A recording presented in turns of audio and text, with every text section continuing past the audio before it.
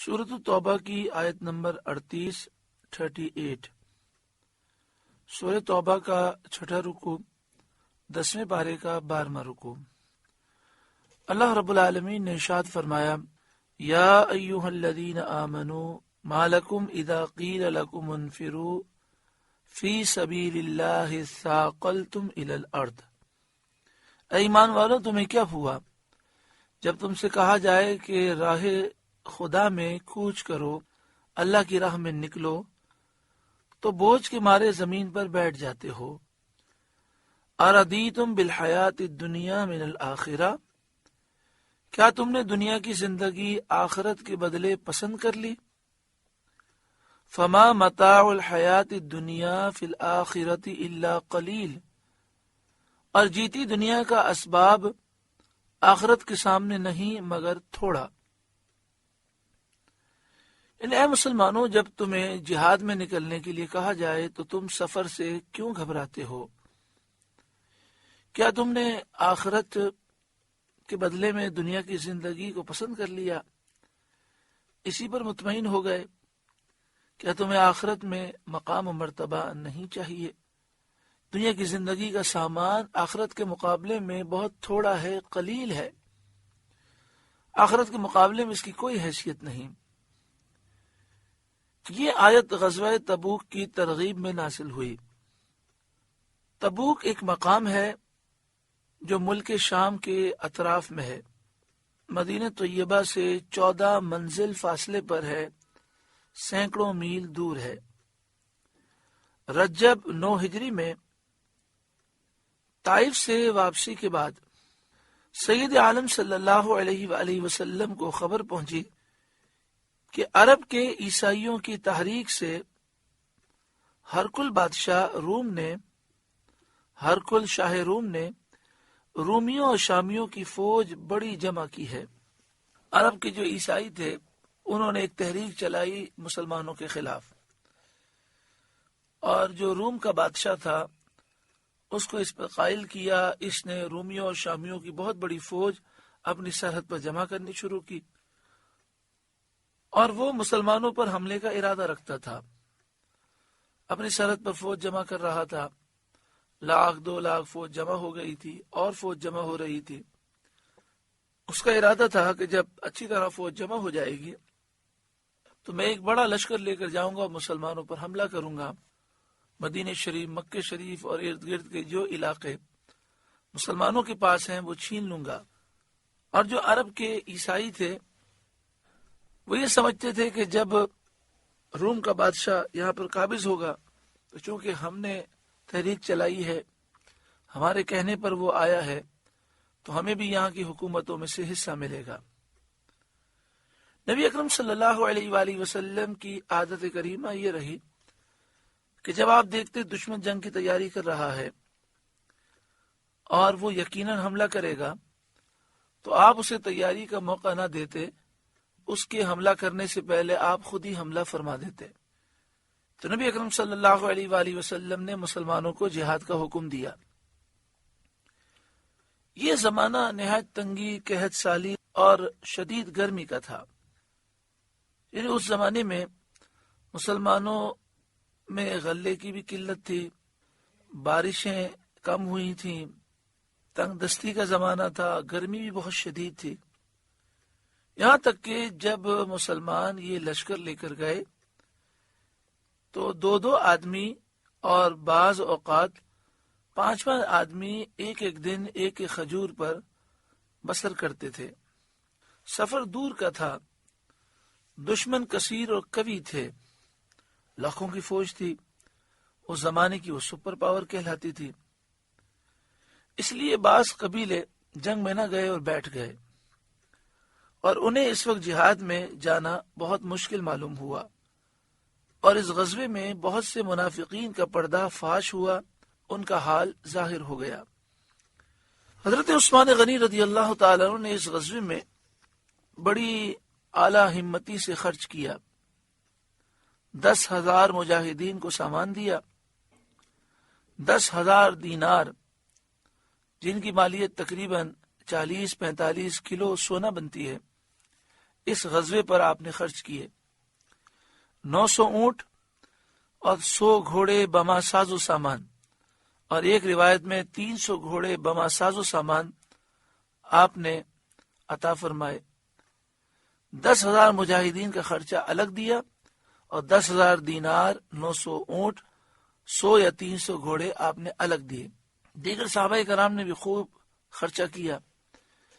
ان میں سب سے پہلے حضرت ابو بکر صدیق رضی اللہ تعالی عنہ ہیں، جنہوں نے اپنا کل مال حاضر کر دیا، جس کی مقدار 4,000 درہم تھی، اور حضرت عمر رضی اللہ تعالی عنہ نے اپنا آدھا مال حاضر کیا۔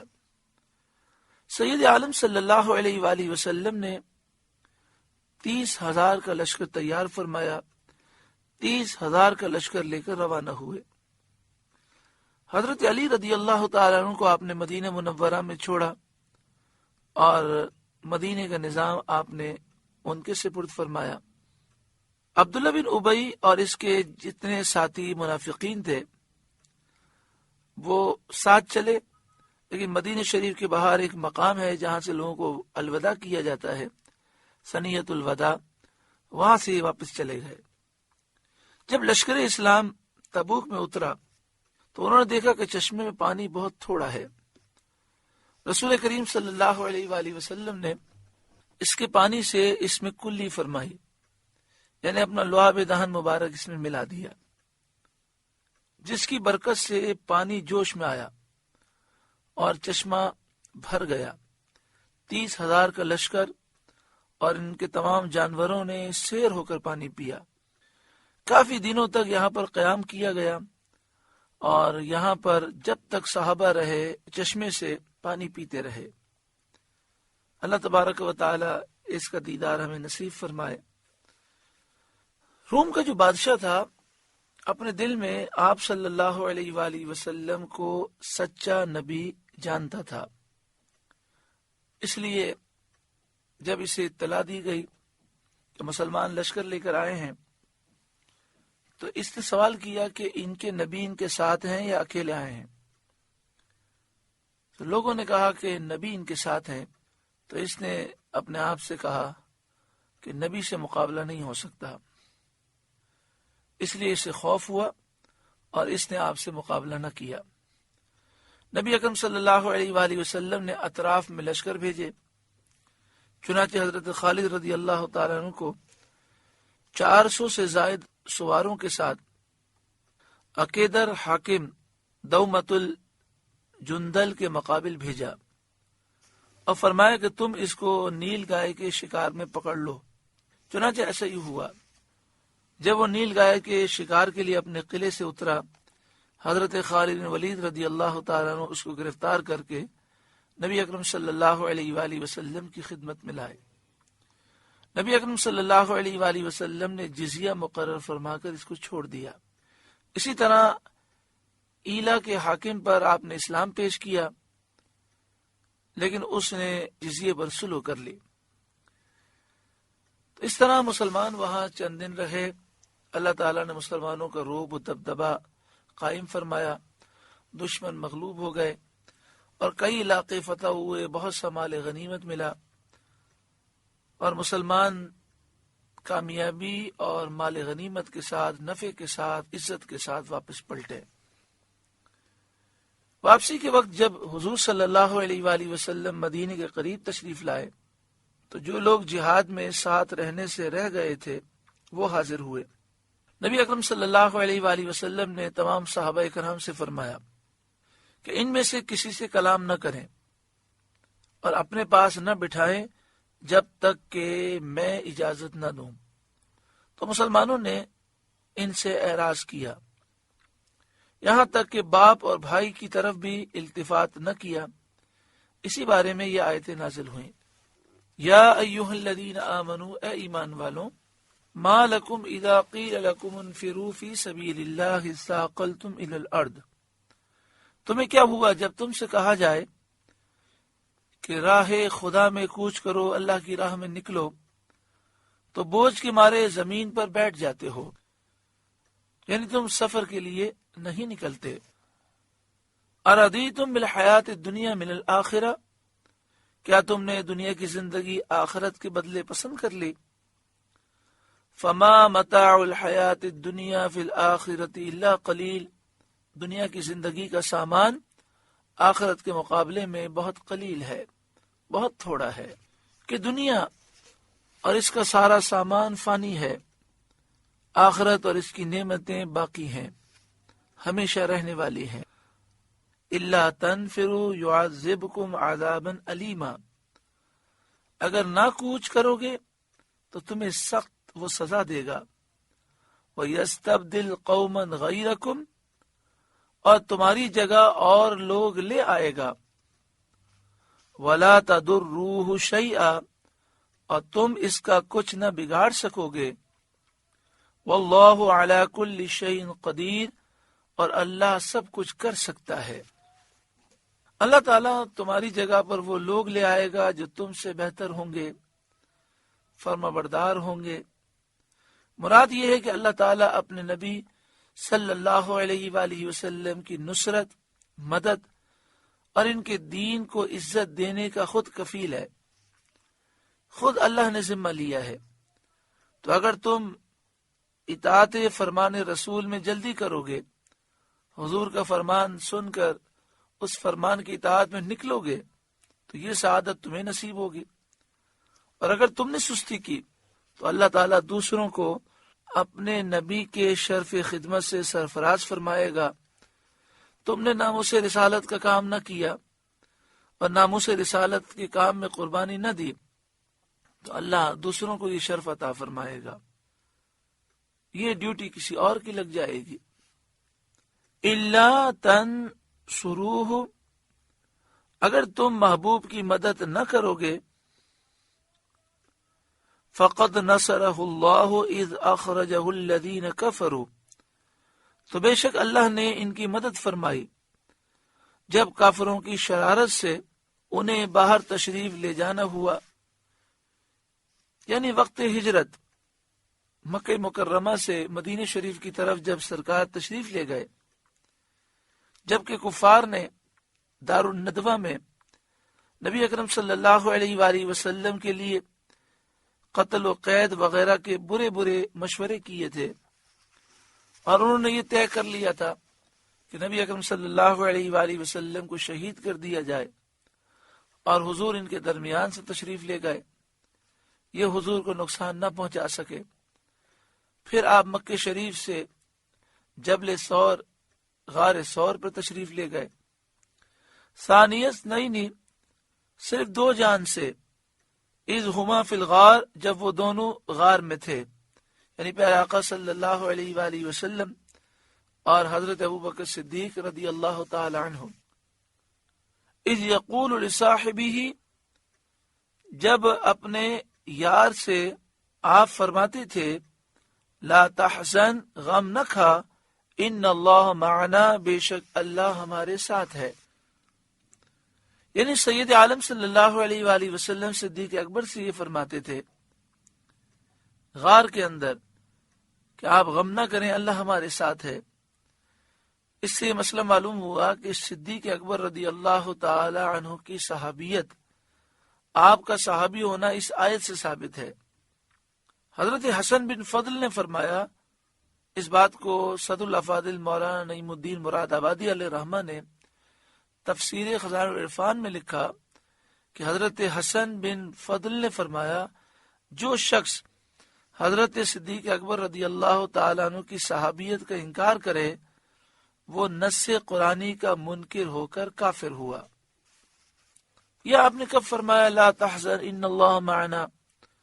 جب غار میں موجود تھے اور کافر غار کے کنارے تک پہنچ گئے۔ صدیق اکبر نے عرض کیا کہ اگر کافر نیچے اپنے پاؤں کی طرف دیکھیں گے تو ہمیں دیکھ لیں گے، اور کافر بالکل قریب آ چکے ہیں۔ اس وقت ایک درخت اللہ تعالیٰ نے پیدا فرما دیا تھا جس کی شاخیں غار کے اوپر تھیں، اور مکڑی نے جالا بن دیا تھا، کبوتری نے گھونسلہ بنا کر انڈے دیے تھے اور اس پر وہ بیٹھی تھی، اور کافر یہاں کھڑے ہو کر باتیں کر رہے تھے۔ اور کہہ رہے تھے چلو وقت ضائع نہ کرو.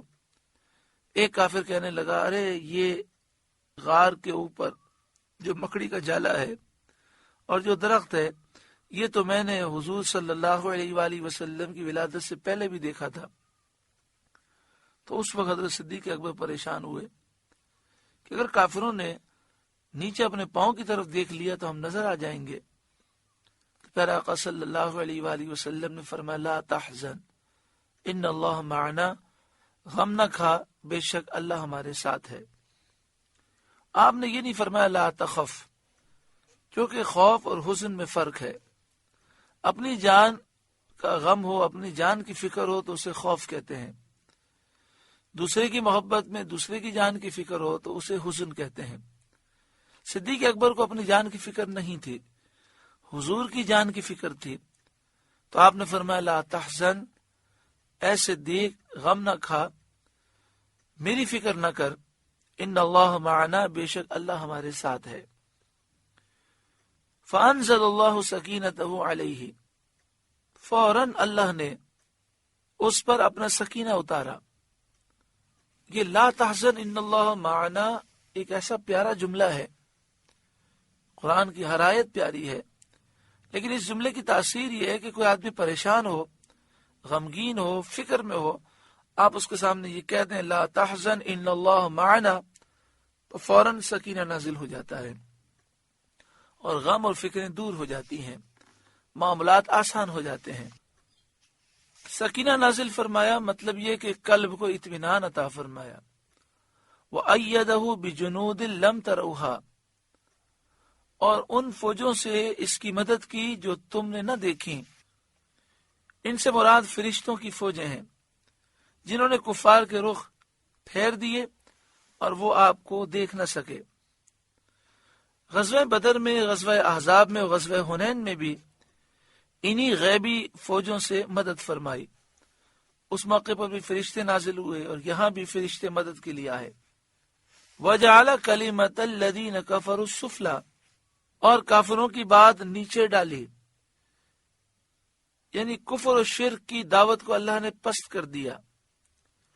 کافر کہتے تھے کہ ہم شہید کریں گے، ان کے منصوبے خاک میں مل گئے. وَكَلِمَةُ اللَّهِ هِيَ الْعُلْيَا، اور اللہ ہی کا بول بالا ہے. اللہ تعالیٰ نے اپنے دین کو، اپنے محبوب کو سربلندی عطا فرمائی. واللہ عزیز حکیم، اور اللہ غالب حکمت والا ہے. ایک روایت میں یہ ہے کہ حضرت صدیق اکبر جب غار میں داخل ہوئے تھے تو آپ نے حضور کی جان پر اپنی جان قربان کی، اس طرح کہ آپ نے حضور کی بارگاہ میں عرض کیا کہ پہلے آپ باہر کھڑے رہیں، میں اندر جا کر دیکھوں کوئی سانپ، کوئی درندہ اندر نہ ہو، کہیں حملہ نہ کر دے. پہلے اندر گئے، غار کو اچھی طرح دیکھا تو اس میں کئی سوراخ تھے. آپ نے ان سوراخوں میں اپنا ہاتھ ڈالا، وہ سوراخ اتنے بڑے تھے کہ آپ کا ہاتھ بازو تک چلا گیا. پھر آپ نے اپنا پاؤں مبارک ڈالا تو پاؤں رانوں تک چلا گیا. اچھی طرح سوراخ کو آپ نے چیک کیا اور کپڑے کے ٹکڑے ڈال کر ان سوراخوں کو بند کیا. یہ بہت بڑی قربانی ہے کہ غار میں پہلے جانا کہ اگر کوئی حملہ ہو تو میں شہید ہو جاؤں، حضور کو کچھ نقصان نہ پہنچے. پھر سوراخوں میں ہاتھ ڈالنا، پاؤں ڈالنا. حالانکہ ایسے سوراخوں میں سانپ، بچھو ہوتے ہیں، لیکن صدیق اکبر نے اپنی جان کو قربانی کے لیے پیش کیا. اس سارے سوراخوں کو بند کر کے ایک سوراخ کو بند کرنے کے لیے کپڑا نہیں تھا، تو آپ نے سوچا کہ اس پر میں اپنا انگوٹھا رکھ دوں گا پاؤں کا، اور آپ نے حضور کو بلا لیا اور خود اپنا انگوٹھا اس پہ رکھ کر حضور صلی اللہ علیہ وآلہ وسلم ان کی گود میں سر رکھ کر آرام فرمانے لگے. ایک سانپ تھا جو حضور کی یاد میں تھا اور وہ حضور کے دیدار کے لیے بے چین ہونے لگا. جب اس سے خوشبو پائی، ہر سوراخ سے آنے کی کوشش کی، کسی سوراخ سے وہ باہر نہ نکل سکا کیونکہ ہر جگہ سوراخ بند تھا. تو یہاں حضرت صدیق اکبر کے انگوٹھے پر اس نے نرم محسوس کیا، تو کافی دیر تک وہ اپنا سر مسلتا رہا. صدیق اکبر نے محسوس کیا کہ کوئی چیز ہے، آپ نے اور اپنا انگوٹھا زور سے دبا دیا. آخر کار سانپ نے اس مقام پر ڈس لیا. جیسے ہی سانپ نے ڈسا، تکلیف سے آپ کی آنکھوں سے آنسو جاری ہو گئے، سرکار دو عالم صلی اللہ علیہ وآلہ وسلم کے اوپر گرے، آپ نے آنکھ کھولی اور فرمایا صدیق کیا ہوا؟ انہوں نے واقعہ عرض کیا تو آپ نے اپنا لعاب دہن مبارک صدیق اکبر کے انگوٹھے پہ لگا دیا تو تکلیف اور درد اور زہر جاتا رہا۔ اللہ تبارک و تعالی حضرت صدیق اکبر کے صدقے میں ہمیں بھی حضور سے وفاداری اور محبت عطا فرمائے۔ انفروا خفافا وثقالا، کوچ کرو ہلکی جان سے چاہے بھاری دل سے، ہر حال میں اللہ کی راہ میں نکلو، یعنی خوشی سے یا گرانی سے۔ انفرو، نکلو اللہ کی راہ میں، خفافا وثقالا، خوشی سے نکلو، اگر دل خوش ہے پھر بھی نکلو، اور نفس و شیطان کے وار ہیں دل خوش نہیں پھر بھی نکلو، خوشی سے یا گرانی سے۔ ایک قول یہ ہے کہ خفافاً و ثقالاً کے معنی ہے قوت ہے پھر بھی نکلو، کمزوری ہے پھر بھی نکلو، ساز و سامان پورا ہے تب بھی نکلو، بے سامانی ہے پھر بھی نکلو۔ وَجَاهِدُوا بِأَمْوَالِكُمْ وَأَنفُسِكُمْ فِي سَبِيلِ اللَّهِ، اور اللہ کی راہ میں لڑو اپنے مال اور جان سے۔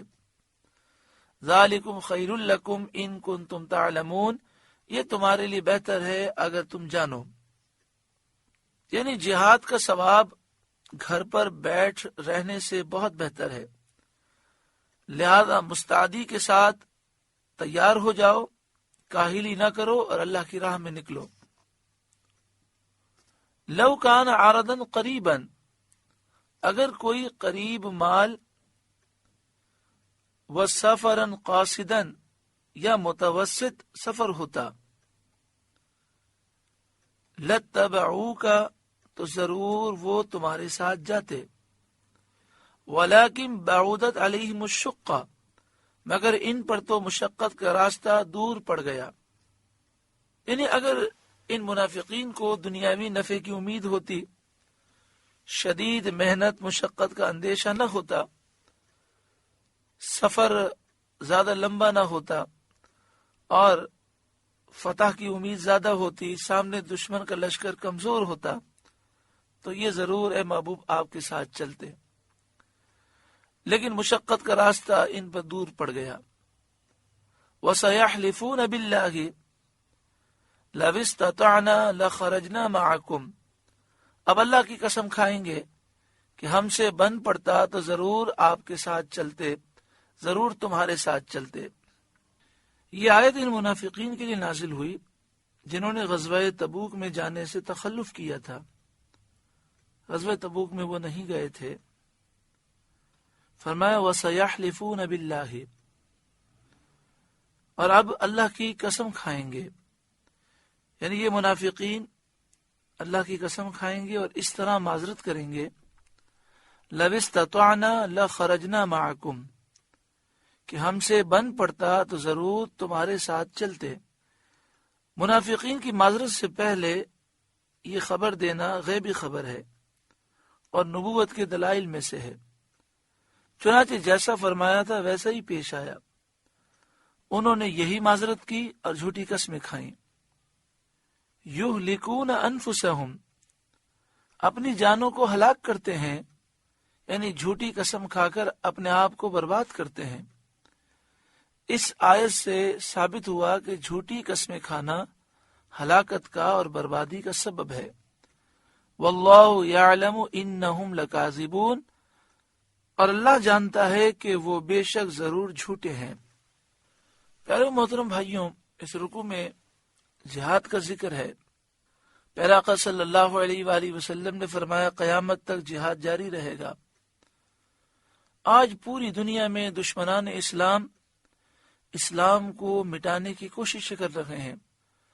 ہمیں چاہیے کہ ہم اپنی جان، اپنا مال، اپنی صلاحیتیں، اپنی تعلیم، سب چیزیں دین اسلام کی خدمت کے لیے پیش کریں اور ہر محاذ پر دین اسلام کا تحفظ کریں۔ اگر ہم نے یہ نہ کیا تو یاد رکھیں ہمارے ملک میں بھی وہی حالات ہوں گے جو کشمیر میں ہیں، جو فلسطین میں ہیں، جو عراق و شام میں ہیں، جو یمن میں ہیں، جو مصر میں ہیں، جو لیبیا میں ہیں، جو الجزائر میں ہیں، جو تیونس میں ہیں۔ ملک شام میں 2006 یا 7 میں ہم حاضر ہوئے تھے. 7 دن 7 days ہم وہاں رکے. ان 7 دنوں میں اس قدر ہم نے امن دیکھا، اتنا امن کہ رات کو 3 بجے بھی کوئی خوف نہیں ہوتا تھا. مگر جب جذبہ جہاد سے وہ دور رہے، دشمن سازش کرتا رہا، وہ غفلت میں رہے. تو جب مسلم قوم غفلت میں رہے گی اور دشمن اپنی سازش کرتا رہے گا، جب سازش اپنے عروج پہ پہنچ جاتی ہے پھر ہم اٹھتے ہیں، لیکن پھر اٹھنے کا وقت نہیں ہوتا. تو اس رکوع میں ہمیں یہ تعلیم دی گئی، وَجَاهِدُوا بِأَمْوَالِكُمْ وَأَنفُسِكُمْ فِي سَبِيلِ اللَّهِ، اللہ کی راہ میں جہاد کرو، اپنے مال کے ساتھ، اپنی جان کے ساتھ. تو جو جس طرح اپنی صلاحیتوں کے ذریعے دین کی خدمت کر سکتا ہے، کافروں کا مقابلہ جس فیلڈ میں وہ کر سکتا ہے اس فیلڈ میں کرے اور کافر قوتوں کو تہس نہس کرے. محترم و پیارے بھائیوں، آج جہاد سے ہم کتنے دور ہو گئے کہ ایک طرف تو ہمارا نعرہ یہ ہے کہ نبی اکرم صلی اللہ علیہ وآلہ وسلم کی محبت میں ہماری جان بھی قربان ہے. دوسری طرف آپ دیکھیں غازی ملت ملک ممتاز حسین قادری شہید علیہ رحمہ کا معاملہ تھا. 5 برس تک مسلمانوں کو بیدار کرنے کی کوشش کی گئی. استاد محترم شیخ الحدیث و تفسیر حضرت علامہ خادم حسین رضوی دامت برکاتہم العالیہ نے گلی گلی جا کر یہ پیغام دیا، لیکن بہت سے علماء، بہت سے پیر صاحبان نام لینے کے لیے تیار نہ تھے. اپنی محفلوں میں غازی صاحب کا نام لے کر دعا بھی نہ کراتے تھے. جب ان سے کہا جاتا تو کہتے ہمیں یہود و نصارہ کی ایجنسیوں سے خوف آتا ہے، وہ ہمارے کام کو نقصان دیں گی، دشمن ہو جائیں گے. کوئی بولنے کے لیے تیار نہ تھا. جب 5 سال کے بعد آپ کو شہید کر دیا گیا تو سب نکل پڑے، سب جنازے میں شریک ہوئے، سب نے افسوس کا اظہار کیا. کاش یہ 5 سال تک بولتے رہتے اور کلمہ حق کو بلند کرتے تو یہ حالات نہ ہوتے.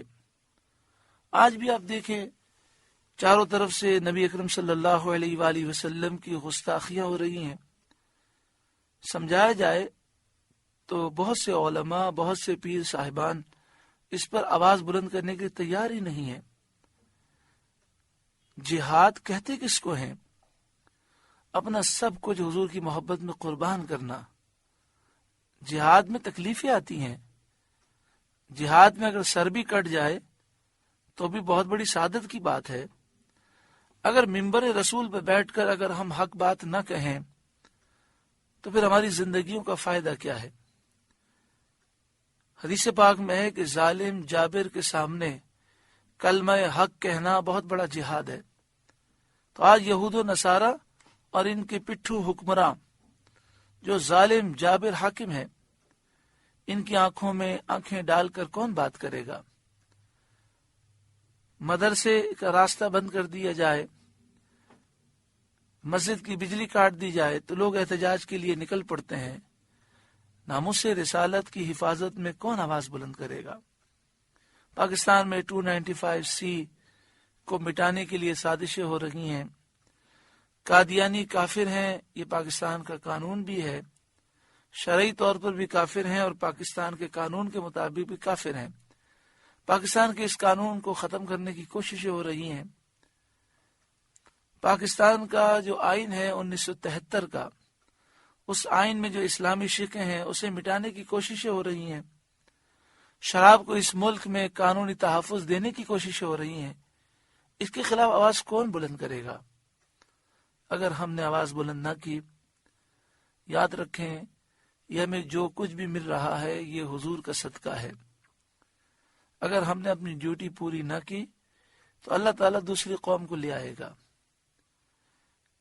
ایسا بھی ہوا پچھلے ادوار میں کہ جب مسلمانوں نے اپنی ڈیوٹی انجام نہ دی تو مسلمان تہس نہس ہو گئے اور کافروں کو اللہ تعالیٰ نے ایمان کی دولت دی اور انہوں نے پھر جہاد کیا۔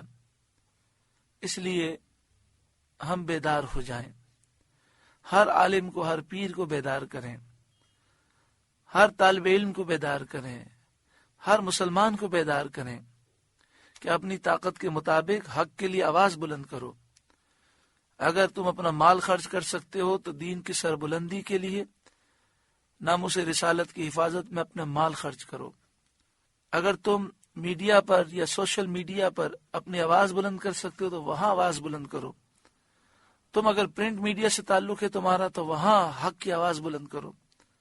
تم اسمبلی میں ہو تو وہاں حق کا پرچار کرو، اپنی ڈیوٹی پوری کرو، ورنہ اللہ کا جب غضب آئے گا تو سب ہی شکار ہوں گے۔ پیارے آقا صلی اللہ علیہ وآلہ وسلم کے صدقے میں اللہ تعالی ہمیں بیداری نصیب فرمائے۔ صبح اٹھتے ہیں دنیا کی فکر، رات کو سوتے ہیں دنیا کی فکر۔ مسجد کے ممبر سے اگر کوئی حق بات کرے تو کہتے ہیں کہ مسجد میں ایسی بات نہیں ہونی چاہیے۔ بتائیے مسجد کے ممبر پر، ممبر رسول پر اگر حق بات نہ کی جائے گی تو پھر کہاں کی جائے گی؟ اللہ تعالی ہمیں جذبہ جہاد نصیب فرمائے، شوق شہادت نصیب فرمائے۔ اللہ تعالی استاد محترم شیخ الحدیث و تفسیر حضرت علامہ خادم حسین رضوی صاحب کو اور ان کی بنائی ہوئی تحریک لبیک یا رسول اللہ کو اللہ تعالی عظیم الشان کامیابی نصیب فرمائے، اور پوری دنیا کے مسلمانوں کو ایسی بیداری عطا فرمائے کہ سب لبیک یا رسول اللہ کا نعرہ لگا کر ایک پرچم تلے جمع ہو جائیں۔ سب کی یہی پکار ہو، یا رسول اللہ آپ کے دین کی حفاظت کے لیے، آپ کی ناموس کی حفاظت کے لیے ہم سب حاضر ہیں۔ اسی طرح یہاں پر آخر میں فرمایا گیا کہ جو جھوٹی قسم کھاتا ہے وہ اپنی جان کو ہلاک کرتا ہے۔ تو خدا را کاروبار میں بھی قسم کھاتے ہوئے احتیاط کریں۔ اول تو سچی قسم بھی نہ کھائیں، اور اگر سچی قسم کھانی ہو تو بہت سوچ سمجھ کے کھائیں، کہیں جھوٹی نہ ہو جائے، کیونکہ جھوٹی قسم کاروبار کو بھی برباد کر دیتی ہے، بال بچوں کو بھی برباد کرتی ہے، گھر بھی تباہ ہو جاتا ہے، انسان خود بھی برباد ہوتا ہے۔ اللہ تعالیٰ عقل سلیم عطا فرمائے، ہمیشہ سچ بولنے کی توفیق عطا فرمائے۔ سورہ توبہ کا 6واں رکوع مکمل ہوا۔ اللہ تعالیٰ اس رکوع کے نور سے ہمارے قلوب کو روشن اور منور فرمائے۔ آپ سے گزارش ہے کہ قرآن کے اس پیغام کو آگے پہنچا کر ثواب جاریہ حاصل کریں۔